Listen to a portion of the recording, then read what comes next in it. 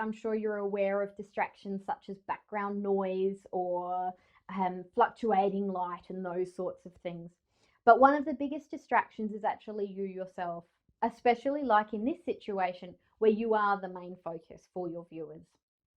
For me, a big distraction that I've seen in one of the video courses that I was doing recently was girls in short dresses sitting at open fronted desks.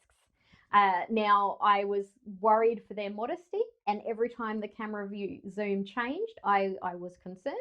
And now, while there was nothing that came of it, and it was not a concern that I even should have been worried about, for me, it was just a little distraction that meant that I wasn't paying as much attention to what they were saying and the information they were giving as maybe I should have been.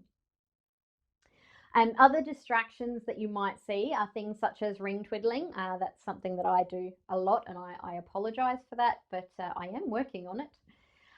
Other things are waving arms around madly in strange ways that maybe I'm not talking about this sort of thing where you are just using your hands to add some emphasis to what you're saying, but this type of thing where you're really trying to drive home a point and it becomes much more dramatic than maybe you would normally see. Some of the other distractions that you might see are things such as using a really strange cadence in your voice. People are just going to be looking at you going, why are you talking like that? You sound like a used car salesman. Maybe you are the sort of person who, when you get nervous, plays with your hair or touches their face. There are lots of things. Now, I'm not saying that I want you to be robotic and just stand and make sure that you don't actually move.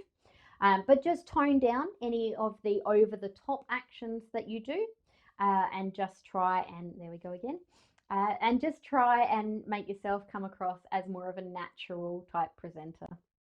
Another example for me, apart from playing with rings, is that, and I've been presenting for 10 years, and I've only just, since I've started doing recordings, found out that I lick my teeth a lot because my mouth gets dry. That sort of action. So for me, I'm lucky. I usually stop talking when I do that, so I can cut that one out in editing.